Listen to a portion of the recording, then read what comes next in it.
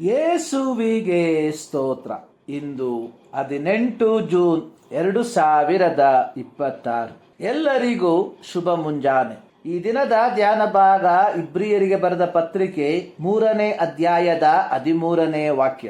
ನಿಮ್ಮಲ್ಲಿ ಒಬ್ಬರಾದರೂ ಪಾಪದಿಂದ ಮೋಸ ಹೋಗಿ ಕಠಿಣರಾಗದಂತೆ ಈ ಹೊತ್ತು ಎಂಬ ಕಾಲವು ಇರುವ ತನಕ ಪ್ರತಿನಿತ್ಯವೂ ಒಬ್ಬರನ್ನೊಬ್ಬರು ಎಚ್ಚರಿಸಿರಿ.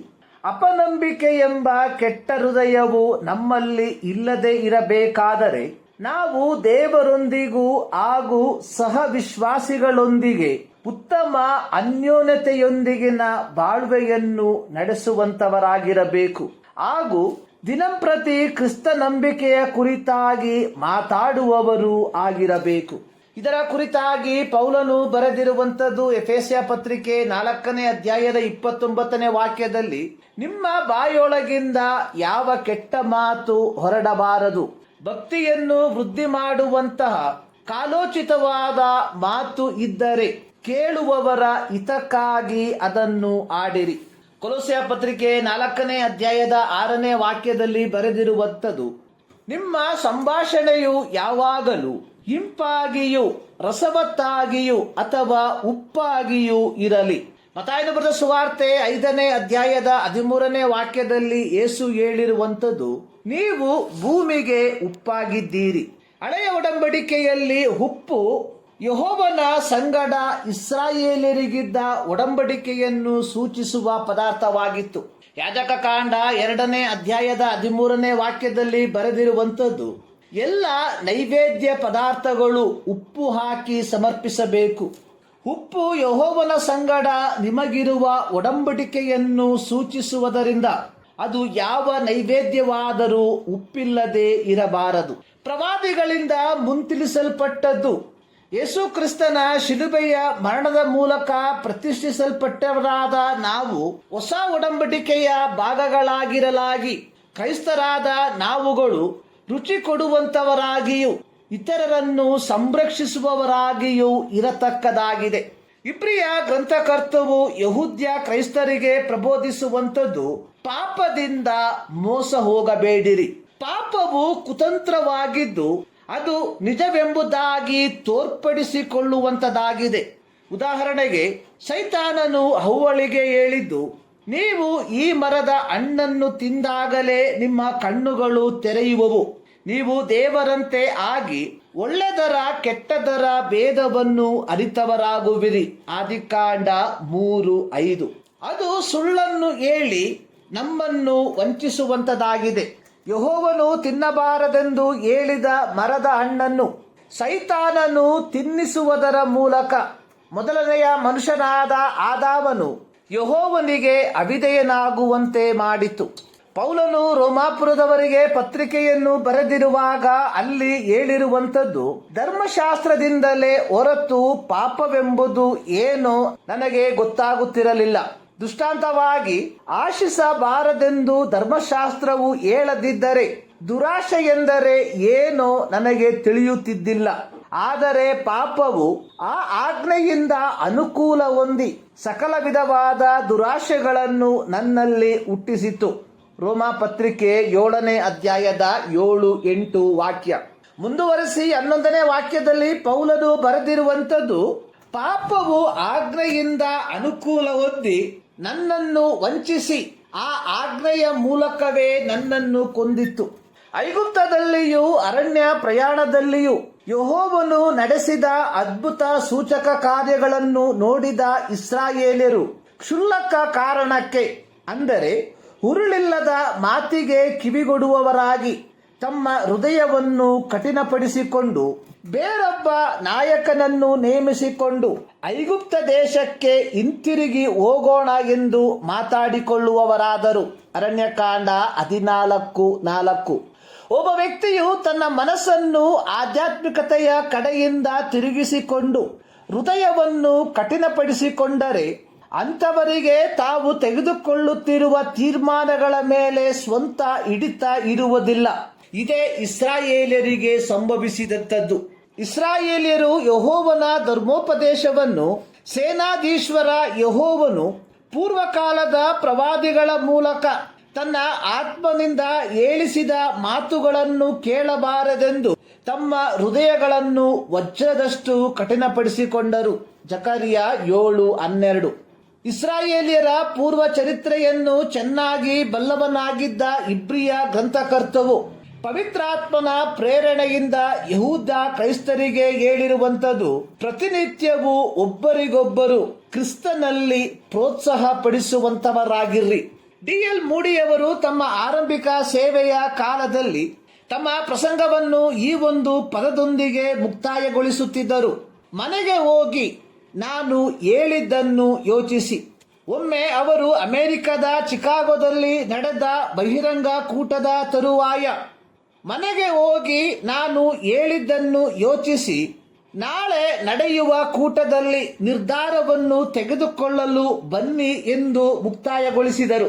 ಅಂದು ರಾತ್ರಿ ಚಿಕಾಗೋ ಪಟ್ಟಣದಲ್ಲಿ ಭೀಕರವಾದ ಅಗ್ನಿ ಅನಾಹುತವು ಸಂಭವಿಸಿತು. ಅನೇಕರು ತಮ್ಮ ಪ್ರಾಣವನ್ನು ಕಳಕೊಂಡರು. ಪ್ರಾಣ ಕಳಕೊಂಡವರಲ್ಲಿ ಹಿಂದಿನ ರಾತ್ರಿ ಡಿ.ಎಲ್. ಮೂಡಿಯವರ ಕೂಟದಲ್ಲಿ ಭಾಗಿಗಳಾಗಿದ್ದವರು ಅನೇಕರು ಇದ್ದರು.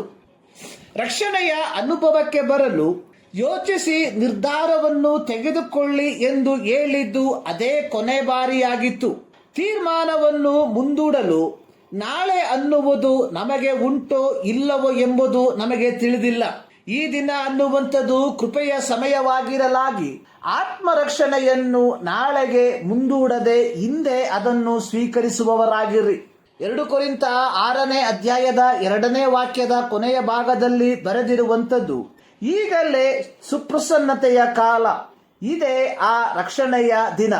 ಪ್ರೀತಿಯ ಕ್ರೈಸ್ತರೇ, ನಮ್ಮನ್ನು ನವೀಕರಿಸಲು ಅಥವಾ ಪುನಃರೂಪಿಸಲು ಇದೇ ತಕ್ಕದಾದ ಸಮಯ. ಕಾರಣ ನಾಳೆ ನಮ್ಮದಲ್ಲ. ಈ ಮುಂಜಾನೆಯಲ್ಲಿ ಸರ್ವಶಕ್ತನಾದ ದೇವರು ಈ ಅಧ್ಯಯನದ ಮೂಲಕ ನಿಮ್ಮನ್ನು ಆಶೀರ್ವದಿಸಲಿ. ಯೇಸುವಿಗೆ ಸ್ತೋತ್ರ. ಇಂದು 18 ಜೂನ್ 2026. ಎಲ್ಲರಿಗೂ ಶುಭ ಮುಂಜಾನೆ. ಈ ದಿನದ ಧ್ಯಾನ ಭಾಗ ಇಬ್ರಿಯರಿಗೆ ಬರೆದ ಪತ್ರಿಕೆ 3ನೇ ಅಧ್ಯಾಯದ 13ನೇ ವಾಕ್ಯ. ನಿಮ್ಮಲ್ಲಿ ಒಬ್ಬರಾದರೂ ಪಾಪದಿಂದ ಮೋಸ ಹೋಗಿ ಕಠಿಣರಾಗದಂತೆ ಈ ಹೊತ್ತು ಎಂಬ ಕಾಲವು ಇರುವ ತನಕ ಪ್ರತಿನಿತ್ಯವೂ ಒಬ್ಬರನ್ನೊಬ್ಬರು ಎಚ್ಚರಿಸಿರಿ. ಅಪನಂಬಿಕೆ ಎಂಬ ಕೆಟ್ಟ ಹೃದಯವು ನಮ್ಮಲ್ಲಿ ಇಲ್ಲದೆ ಇರಬೇಕಾದರೆ ನಾವು ದೇವರೊಂದಿಗೂ ಹಾಗೂ ಸಹವಿಶ್ವಾಸಿಗಳೊಂದಿಗೆ ಉತ್ತಮ ಅನ್ಯೋನ್ಯತೆಯೊಂದಿಗಿನ ಬಾಳ್ವೆಯನ್ನು ನಡೆಸುವಂತವರಾಗಿರಬೇಕು. ಹಾಗೂ ದಿನಂಪ್ರತಿ ಕ್ರಿಸ್ತ ನಂಬಿಕೆಯ ಕುರಿತಾಗಿ ಮಾತಾಡುವವರು ಆಗಿರಬೇಕು. ಇದರ ಕುರಿತಾಗಿ ಪೌಲನು ಬರೆದಿರುವಂಥದ್ದು ಎಫೆಸ್ಯ ಪತ್ರಿಕೆ 4ನೇ ಅಧ್ಯಾಯದ 29ನೇ ವಾಕ್ಯದಲ್ಲಿ, ನಿಮ್ಮ ಬಾಯೊಳಗಿಂದ ಯಾವ ಕೆಟ್ಟ ಮಾತು ಹೊರಡಬಾರದು, ಭಕ್ತಿಯನ್ನು ವೃದ್ಧಿ ಮಾಡುವಂತಹ ಕಾಲೋಚಿತವಾದ ಮಾತು ಇದ್ದರೆ ಕೇಳುವವರ ಹಿತಕ್ಕಾಗಿ ಅದನ್ನು ಆಡಿರಿ. ಕೊಲೊಸ್ಸೆ ಪತ್ರಿಕೆ 4ನೇ ಅಧ್ಯಾಯದ 6ನೇ ವಾಕ್ಯದಲ್ಲಿ ಬರೆದಿರುವಂಥದ್ದು, ನಿಮ್ಮ ಸಂಭಾಷಣೆಯು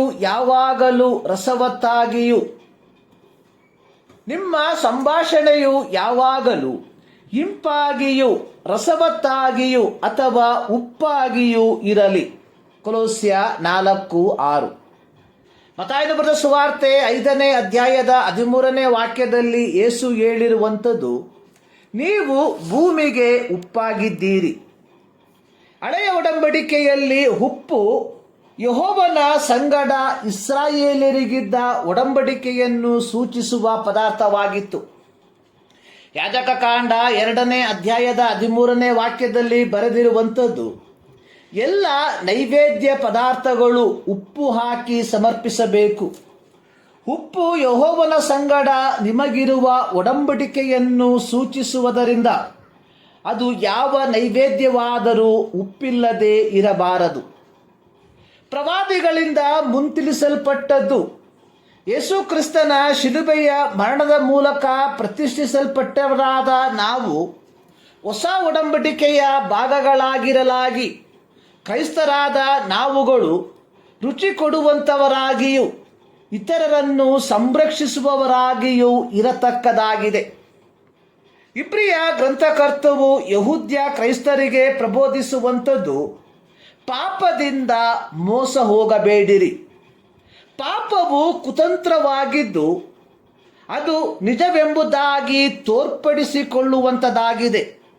ಉದಾಹರಣೆಗೆ, ಸೈತಾನನು ಹವ್ವಳಿಗೆ ಹೇಳಿದ್ದು, ನೀವು ಈ ಮರದ ಹಣ್ಣನ್ನು ತಿಂದಾಗಲೇ ನಿಮ್ಮ ಕಣ್ಣುಗಳು ತೆರೆಯುವವು, ನೀವು ದೇವರಂತೆ ಆಗಿ ಒಳ್ಳೆದರ ಕೆಟ್ಟದರ ಭೇದವನ್ನು ಅರಿತವರಾಗುವಿರಿ. ಆದಿಕಾಂಡ 3:5. ಅದು ಸುಳ್ಳು. ಸೈತಾನನು ಸುಳ್ಳನ್ನು ಹೇಳಿ ಅವ್ವಳನ್ನು ವಂಚಿಸಿತು. ಯೆಹೋವನು ತಿನ್ನಬಾರದೆಂದು ಹೇಳಿದ ಮರದ ಹಣ್ಣನ್ನು ತಿನ್ನಿಸುವುದರ ಮೂಲಕ ಮೊದಲನೆಯ ಮನುಷ್ಯನಾದ ಆದಾಮನು ಯೆಹೋವನಿಗೆ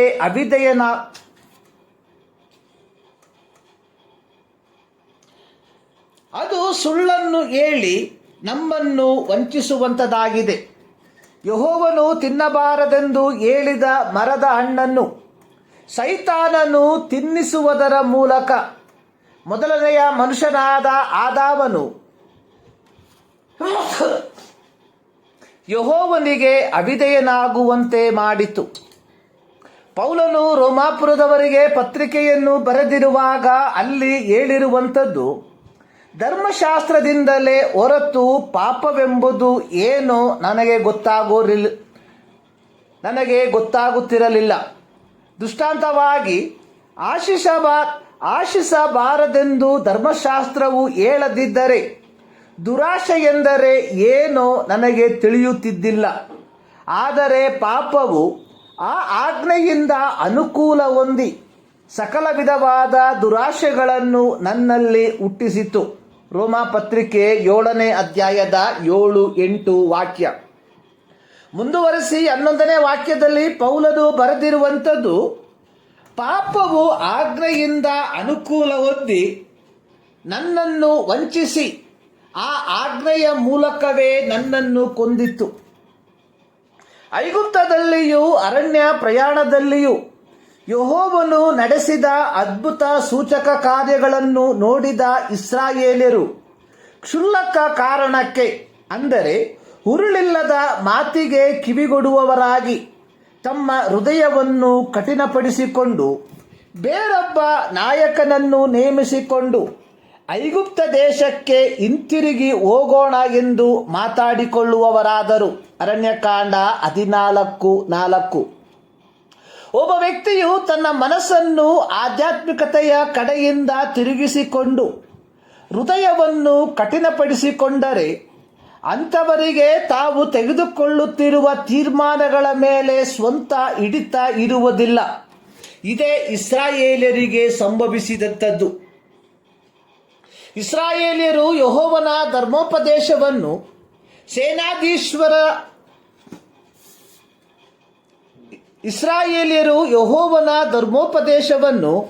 ಸೇನಾಧೀಶ್ವರ ಯೆಹೋವನು ಪೂರ್ವಕಾಲದ ಪ್ರವಾದಿಗಳ ಮೂಲಕ ತನ್ನ ಆತ್ಮನಿಂದ ಹೇಳಿಸಿದ ಮಾತುಗಳನ್ನು ಕೇಳಬಾರದೆಂದು ತಮ್ಮ ಹೃದಯಗಳನ್ನು ವಜ್ರದಷ್ಟು ಕಠಿಣಪಡಿಸಿಕೊಂಡರು.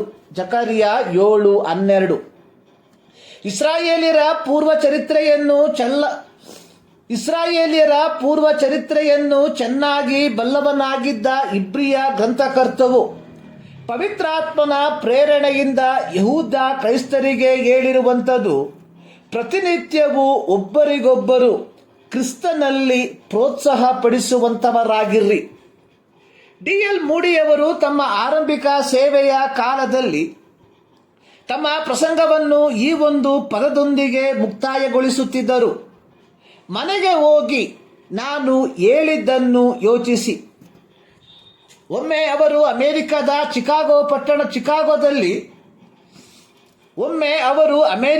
ಚಿಕಾಗೋದಲ್ಲಿ ನಡೆದ ಬಹಿರಂಗ ಕೂಟದ ತರುವಾಯ ಮನೆಗೆ ಹೋಗಿ ನಾನು ಹೇಳಿದ್ದನ್ನು ಯೋಚಿಸಿ ನಾಳೆ ನಡೆಯುವ ಕೂಟದಲ್ಲಿ ನಿರ್ಧಾರವನ್ನು ತೆಗೆದುಕೊಳ್ಳಲು ಬನ್ನಿ ಎಂದು ಮುಕ್ತಾಯಗೊಳಿಸಿದರು. ಅಂದು ರಾತ್ರಿ ಚಿಕಾಗೋ ಪಟ್ಟಣದಲ್ಲಿ ಭೀಕರವಾದ ಅಗ್ನಿ ಅನಾಹುತವು ಸಂಭವಿಸಿತು. ಅನೇಕರು ತಮ್ಮ ಪ್ರಾಣವನ್ನು ಕಳಕೊಂಡರು. ಪ್ರಾಣ ಕಳಕೊಂಡವರಲ್ಲಿ ಇಂದಿನ ರಾತ್ರಿ ಡಿ.ಎಲ್. ಮೂಡಿಯವರ ಕೂಟದಲ್ಲಿ ಭಾಗಿಗಳಾಗಿದ್ದವರು ಅನೇಕರು ಇದ್ದರು.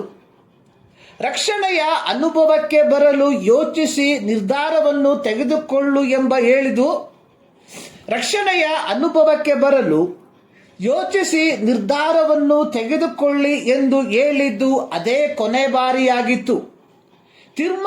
ತೀರ್ಮಾನವನ್ನು ಮುಂದೂಡಲು ನಾಳೆ ಅನ್ನುವುದು ನಮಗೆ ಉಂಟೋ ಇಲ್ಲವೋ ಎಂಬುದು ನಮಗೆ ತಿಳಿದಿಲ್ಲ.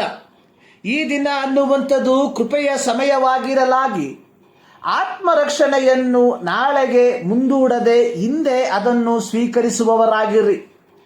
2 ಕೊರಿಂಥ 6ನೇ ಅಧ್ಯಾಯದ 2ನೇ ವಾಕ್ಯದ ಕೊನೆಯ ಭಾಗದಲ್ಲಿ ಬರೆದಿರುವಂಥದ್ದು, ಈಗಲೇ ಸುಪ್ರಸನ್ನತೆಯ ಕಾಲ, ಇದೇ ಆ ರಕ್ಷಣೆಯ ದಿನ. ಪ್ರೀತಿಯ ಕ್ರೈಸ್ತರೇ, ನಮ್ಮನ್ನು ನವೀಕರಿಸಲು ಅಥವಾ ಪುನಃರೂಪಿಸಲು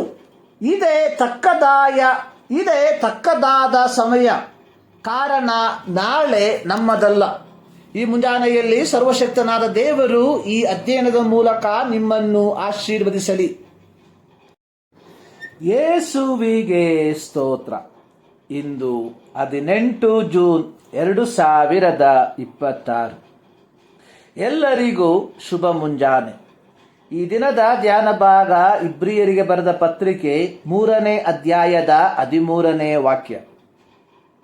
ನಿಮ್ಮಲ್ಲಿ ಒಬ್ಬರಾದರೂ ಪಾಪದಿಂದ ಮೋಸ ಹೋಗಿ ಕಠಿಣರಾಗದಂತೆ ಈ ಹೊತ್ತು ಎಂಬ ಕಾಲವು ಇರುವ ತನಕ ಪ್ರತಿನಿತ್ಯವೂ ಒಬ್ಬರನ್ನೊಬ್ಬರು ಎಚ್ಚರಿಸಿರಿ.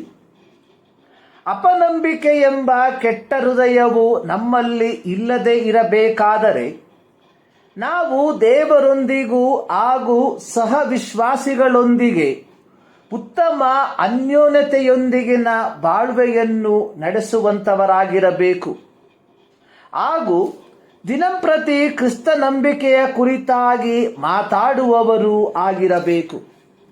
ಇದರ ಕುರಿತಾಗಿ ಪೌಲನು ಬರೆದಿರುವಂಥದ್ದು ಎಫೆಸ್ಯ ಪತ್ರಿಕೆ 4ನೇ ಅಧ್ಯಾಯದ 29ನೇ ವಾಕ್ಯದಲ್ಲಿ, ನಿಮ್ಮ ಬಾಯೊಳಗಿಂದ ಯಾವ ಕೆಟ್ಟ ಮಾತು ಹೊರಡಬಾರದು, ಭಕ್ತಿಯನ್ನು ವೃದ್ಧಿ ಮಾಡುವಂತಹ ಕಾಲೋಚಿತವಾದ ಮಾತು ಇದ್ದರೆ ಕೇಳುವವರ ಹಿತಕ್ಕಾಗಿ ಅದನ್ನು ಆಡಿರಿ.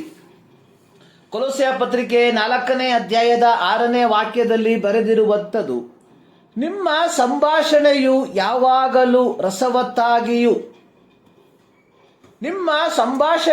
ಯಾವಾಗಲೂ ಇಂಪಾಗಿಯೂ ರಸವತ್ತಾಗಿಯೂ ಅಥವಾ ಉಪ್ಪಾಗಿಯೂ ಇರಲಿ. ಕೊಲೊಸ್ಸೆ 4:6.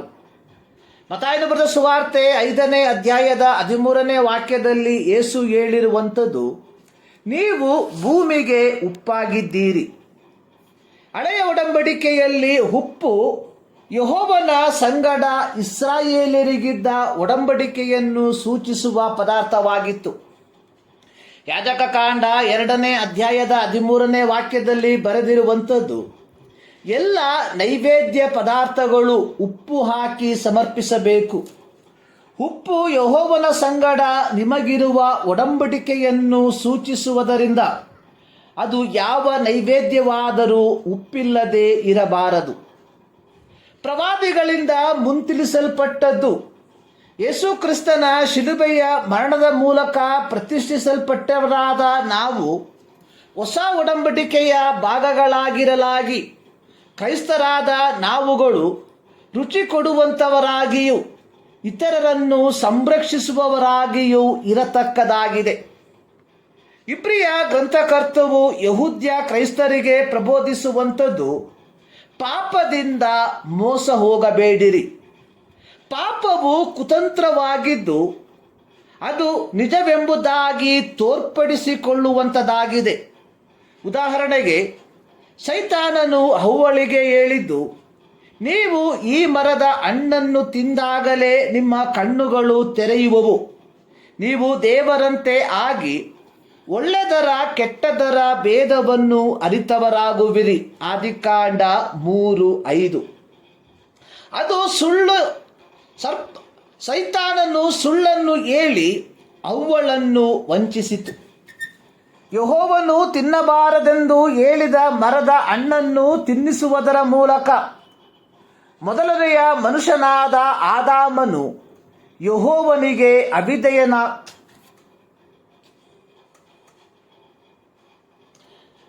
ಅದು ಸುಳ್ಳನ್ನು ಹೇಳಿ ನಮ್ಮನ್ನು ವಂಚಿಸುವಂಥದ್ದಾಗಿದೆ.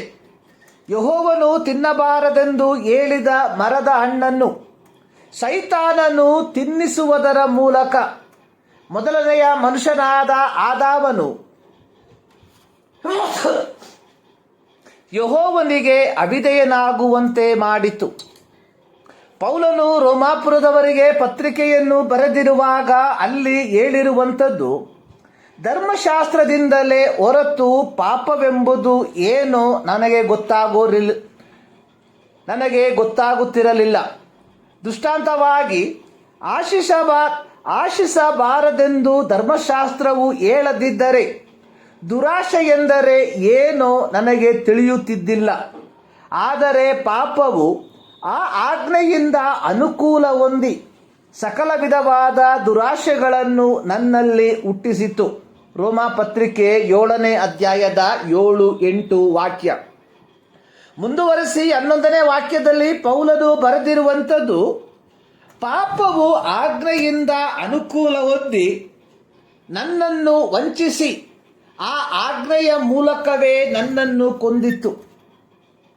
ಐಗುಪ್ತದಲ್ಲಿಯೂ ಅರಣ್ಯ ಪ್ರಯಾಣದಲ್ಲಿಯೂ ಯೆಹೋವನು ನಡೆಸಿದ ಅದ್ಭುತ ಸೂಚಕ ಕಾರ್ಯಗಳನ್ನು ನೋಡಿದ ಇಸ್ರಾಯೇಲ್ಯರು ಕ್ಷುಲ್ಲಕ ಕಾರಣಕ್ಕೆ, ಅಂದರೆ ಹುರುಳಿಲ್ಲದ ಮಾತಿಗೆ ಕಿವಿಗೊಡುವವರಾಗಿ ತಮ್ಮ ಹೃದಯವನ್ನು ಕಠಿಣಪಡಿಸಿಕೊಂಡು ಬೇರೊಬ್ಬ ನಾಯಕನನ್ನು ನೇಮಿಸಿಕೊಂಡು ಐಗುಪ್ತ ದೇಶಕ್ಕೆ ಹಿಂತಿರುಗಿ ಹೋಗೋಣ ಎಂದು ಮಾತಾಡಿಕೊಳ್ಳುವವರಾದರು. ಅರಣ್ಯಕಾಂಡ 14:4. ಒಬ್ಬ ವ್ಯಕ್ತಿಯು ತನ್ನ ಮನಸ್ಸನ್ನು ಆಧ್ಯಾತ್ಮಿಕತೆಯ ಕಡೆಯಿಂದ ತಿರುಗಿಸಿಕೊಂಡು ಹೃದಯವನ್ನು ಕಠಿಣಪಡಿಸಿಕೊಂಡರೆ ಅಂಥವರಿಗೆ ತಾವು ತೆಗೆದುಕೊಳ್ಳುತ್ತಿರುವ ತೀರ್ಮಾನಗಳ ಮೇಲೆ ಸ್ವಂತ ಹಿಡಿತ ಇರುವುದಿಲ್ಲ. ಇದೇ ಇಸ್ರಾಯೇಲ್ಯರಿಗೆ ಸಂಭವಿಸಿದಂಥದ್ದು. ಇಸ್ರಾಯೇಲ್ಯರು ಯೆಹೋವನ ಧರ್ಮೋಪದೇಶವನ್ನು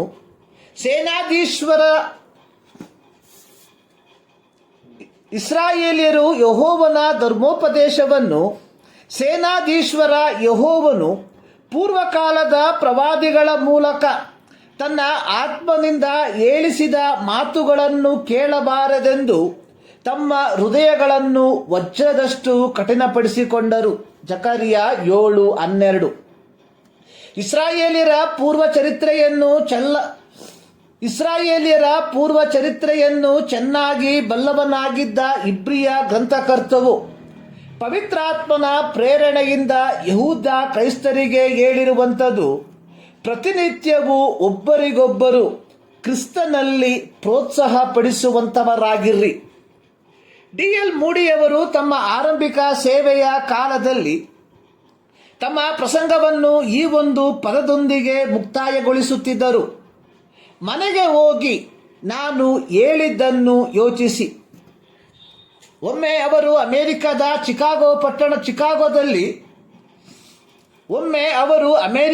ಚಿಕಾಗೋದಲ್ಲಿ ನಡೆದ ಬಹಿರಂಗ ಕೂಟದ ತರುವಾಯ ಮನೆಗೆ ಹೋಗಿ ನಾನು ಹೇಳಿದ್ದನ್ನು ಯೋಚಿಸಿ ನಾಳೆ ನಡೆಯುವ ಕೂಟದಲ್ಲಿ ನಿರ್ಧಾರವನ್ನು ತೆಗೆದುಕೊಳ್ಳಲು ಬನ್ನಿ ಎಂದು ಮುಕ್ತಾಯಗೊಳಿಸಿದರು. ಅಂದು ರಾತ್ರಿ ಚಿಕಾಗೋ ಪಟ್ಟಣದಲ್ಲಿ ಭೀಕರವಾದ ಅಗ್ನಿ ಅನಾಹುತವು ಸಂಭವಿಸಿತು. ಅನೇಕರು ತಮ್ಮ ಪ್ರಾಣವನ್ನು ಕಳಕೊಂಡರು. ಪ್ರಾಣ ಕಳಕೊಂಡವರಲ್ಲಿ ಹಿಂದಿನ ರಾತ್ರಿ D.L. ಮೂಡಿಯವರ ಕೂಟದಲ್ಲಿ ಭಾಗಿಗಳಾಗಿದ್ದವರು ಅನೇಕರು ಇದ್ದರು. ರಕ್ಷಣೆಯ ಅನುಭವಕ್ಕೆ ಬರಲು ಯೋಚಿಸಿ ನಿರ್ಧಾರವನ್ನು ತೆಗೆದುಕೊಳ್ಳು ಎಂಬ ಹೇಳಿದು ರಕ್ಷಣೆಯ ಅನುಭವಕ್ಕೆ ಬರಲು ಯೋಚಿಸಿ ನಿರ್ಧಾರವನ್ನು ತೆಗೆದುಕೊಳ್ಳಿ ಎಂದು ಹೇಳಿದ್ದು ಅದೇ ಕೊನೆ ಬಾರಿಯಾಗಿತ್ತು. ತೀರ್ಮಾನವನ್ನು ಮುಂದೂಡಲು ನಾಳೆ ಅನ್ನುವುದು ನಮಗೆ ಉಂಟೋ ಇಲ್ಲವೋ ಎಂಬುದು ನಮಗೆ ತಿಳಿದಿಲ್ಲ. ಈ ದಿನ ಅನ್ನುವಂಥದ್ದು ಕೃಪೆಯ ಸಮಯವಾಗಿರಲಾಗಿ ಆತ್ಮರಕ್ಷಣೆಯನ್ನು ನಾಳೆಗೆ ಮುಂದೂಡದೆ ಹಿಂದೆ ಅದನ್ನು ಸ್ವೀಕರಿಸುವವರಾಗಿರಿ. 2 ಕೊರಿಂಥ 6ನೇ ಅಧ್ಯಾಯದ 2ನೇ ವಾಕ್ಯದ ಕೊನೆಯ ಭಾಗದಲ್ಲಿ ಬರೆದಿರುವಂಥದ್ದು, ಈಗಲೇ ಸುಪ್ರಸನ್ನತೆಯ ಕಾಲ, ಇದೇ ಆ ರಕ್ಷಣೆಯ ದಿನ.